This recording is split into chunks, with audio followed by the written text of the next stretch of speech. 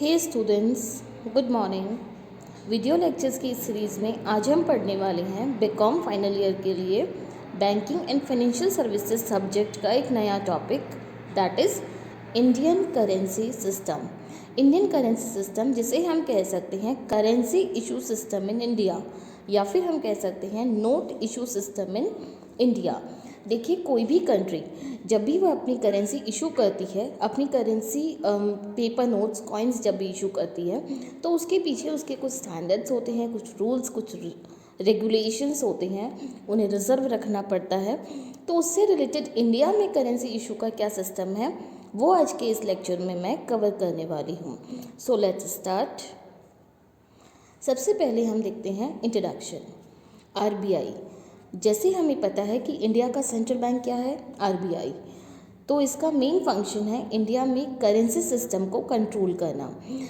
It means हमारी country में कितना करेंसी का फ्लो है, कितनी करेंसी नई प्रिंट होने वाली है, उसको कंट्रोल करने का मेन फंक्शन है आरबीआई का, because RBI is the central bank of the country.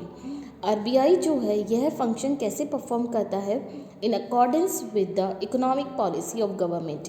हमारी कंट्री की जो भी प्रेजेंट गवर्नमेंट है, जो भी सत्तारूढ़ पार्टी है, जो सरकार हमारी कंट्री की है, उनकी इकोनॉमिक पॉलिसीज़ के साथ, उनके कोलैबोरेशन में उनके क्या व्यूज़ है, क्या विज़न है, उसके अकॉर्डिंग हमारी कंट्री में करेंसी कंट्रोल करने का काम करता है reserve bank of India. Reserve bank of India यह काम कैसे करता है? रिज़र्व बैंक यह काम करता है मॉनेटरी पॉलिसी के थ्रू। मॉनेटरी पॉलिसी है मौद्रिक नीति। देखिए, हम मौद्रिक नीति और राजकोषीय नीति, ये दो नीतियाँ मेनली पढ़ते हैं। Monetary and fiscal policy. Fiscal policy जो है वो गवर्नमेंट ऑफ इंडिया का एक टूल है, जबकि monetary policy reserve bank of India का एक टूल है, जिसके through reserve bank of India economic stability and economic growth means अर्थव्यवस्था में स्थिरता रखने के लिए और अर्थव्यवस्था की ग्रोथ के लिए, अर्थव्यवस्था में वृद्धि करने के लिए एक इफ़ेक्टिव टूल के रूप में यूज़ कर सकती है। In India main unit of money is known as rupee and the smallest unit of money is known as paisa. India में मनी का इंडिया में मनी का यूनिट जो है वो रुपी है, और रुपी का सबसे स्मॉलेस्ट फॉर्म क्या है, सबसे छोटा टुकड़ा क्या है, पैसा है। इंडिया में करेंसी इशू को लेकर क्या कानूनी प्रावधान है, what are the legal provisions which regarding issue of currency. India is a member of International Monetary Fund organisation. हमें पता है इंडिया आईएमएफ का मेंबर है, and hence for the conversion into foreign currency rupee is considered to be converting tool. जब भी कोई country IMF का member होता है, तो उस कंट्री की जो करेंसी है उसे फॉरेन करेंसी कन्वर्ट के लिए कन्वर्टिंग टूल के रूप में काम में लिया जा सकता है। At present bank notes in India are issued in the denominations of 5 rupee, 10 rupee, 20 rupee, 50 rupees, 100 rupees, 200 rupees, 500 rupees, 2000 rupees. अभी इंडिया में कौन कौन से डिनोमिनेशंस के नोट आते हैं, ये सभी है 5, 10, 20, 50, 100, 200, 500, 2000। ये सारे notes, these notes are called bank notes. इन्हें बैंक नोट्स कहा जाता है, and they are issued by Reserve Bank of India and signed by the governor of Reserve Bank. ये सारे नोट्स, इंडिया में जितने भी नोट्स हैं, 1 रुपये के नोट को छोड़कर सभी reserve Bank of India issue करता है, और उनके ऊपर आरबीआई के गवर्नर के सिग्नेचर होते हैं। यह एक तरह का प्रॉमिसरी नोट होता है।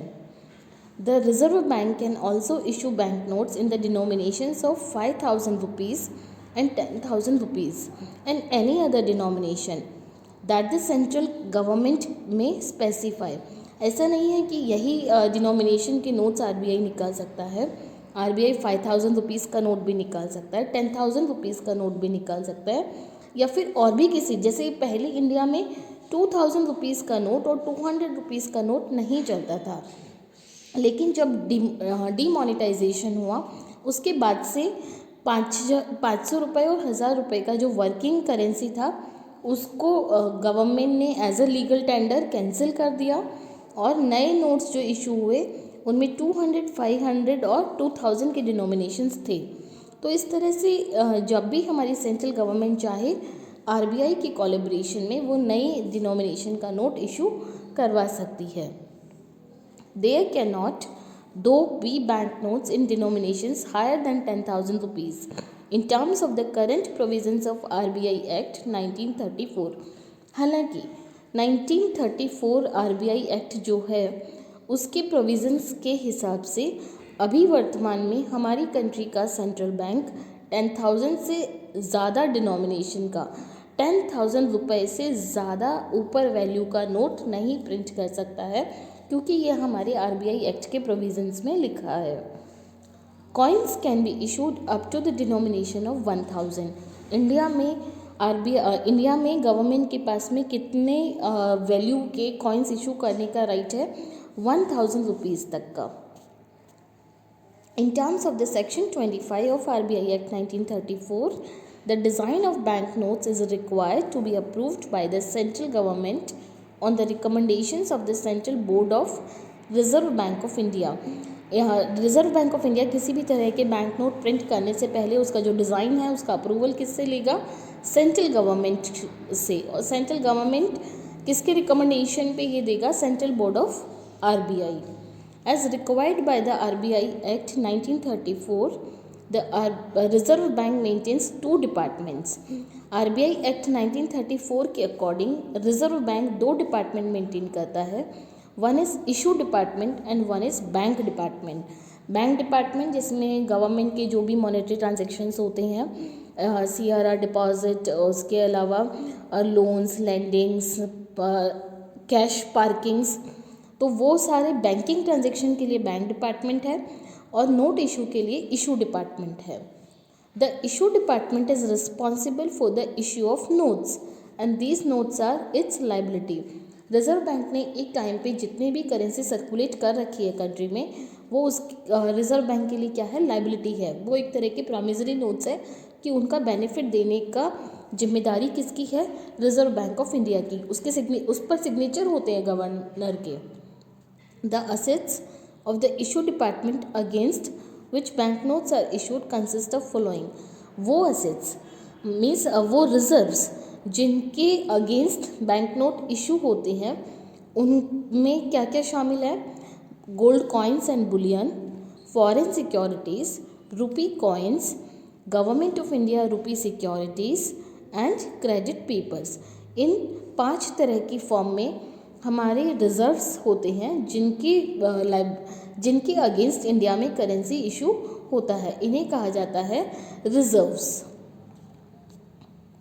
The following provisions are laid down in the Reserve Bank of India Act 1934 pertaining to the issue of currency notes by the bank currency issue करे, इससे रिलेटेड आरबीआई एक्ट में कुछ प्रोविजंस लिखे हुए हैं। वो प्रोविजंस क्या है? The issue department of bank alone can issue notes. केवल हमारे इंडिया में करेंसी इशू करने, बैंक नोट्स इशू करने का राइट सिर्फ किसके पास है? बैंक के इशू डिपार्टमेंट के पास। The assets of issue department should be completely separate from the banking department of Reserve Bank. लोग जो रिजर्व बैंक का दूसरा डिपार्टमेंट है जो कि बैंकिंग का काम करता है, उसकी असेट्स पूरी तरह से अलग होगी और जो इशू डिपार्टमेंट है उसकी असेट्स पूरी तरह से अलग होगी। All the notes issued by Reserve Bank are legal tenders. Reserve Bank जितने भी नोट्स इशू करेगा वो लीगल टेंडर है, वो गवर्नमेंट के लिए अबाइडिंग होंगे। जब भी किसी को उसका बेनिफिट चाहिए उसे उसका बेनिफिट दिया जाएगा। अगर गवर्नमेंट कभी भी डीमोनेटाइज करेगा तो उन बैंक को उन सारे नोट्स को बैंक्स के द्वारा वापस कलेक्ट किया जाएगा, जो हमने अभी रिसेंट डीमोनेटाइजेशन हुआ उसमें देखा भी था। And these bank notes are guaranteed by central government, जो कि अभी मैंने आपको बताया। Reserve Bank of India should have the prior approval of the central government regarding the decision and material of notes issued। जब भी रिजर्व बैंक ऑफ इंडिया किसी भी तरह का बैंक नोट इशू करेगा तो उसके लिए सेंट्रल गवर्नमेंट से उसका एक प्रायर अप्रूवल होगा और उसमें कौन सा मटेरियल यूज़ होना है, उसमें कौन सा डिज़ाइन लगना है, उसका भी पूरा अप्रूवल किससे मिलता है? सेंट्रल गवर्नमेंट से। The central government has its power to demonetize any series of notes issued by RBI. Central government के पास में यह पावर है कि रिजर्व बैंक ऑफ इंडिया के द्वारा किए गए बैंक नोट्स की किसी भी सीरीज़ को वह डीमोनेटाइज कर सकता है, उसका विमुद्रीकरण कर सकता है, डिक्लेयर कर सकता है कि अब वो लीगल टेंडर नहीं है। No stamp duty is payable by the Reserve Bank in respect of notes issued by it. Reserve bank जब भी नोट्स इशू करता है उसके बदले उसे किसी तरह का स्टाम्प ड्यूटी पे नहीं करना पड़ता है। प्रॉमिसरी नोट्स पे स्टैम्प ड्यूटी लगता है, लेकिन these promissory notes are free from stamp duty. So these are certain provisions जो कि RBI एक्ट में गिवन है regarding issue of currency notes by the bank. अब हम पढ़ते हैं इंडिया में नोट इशू को लेकर कौन कौन से रिजर्व सिस्टम्स प्रचलन में रहे हैं। तो सबसे पहले है इसमें proportional reserve system of note issue.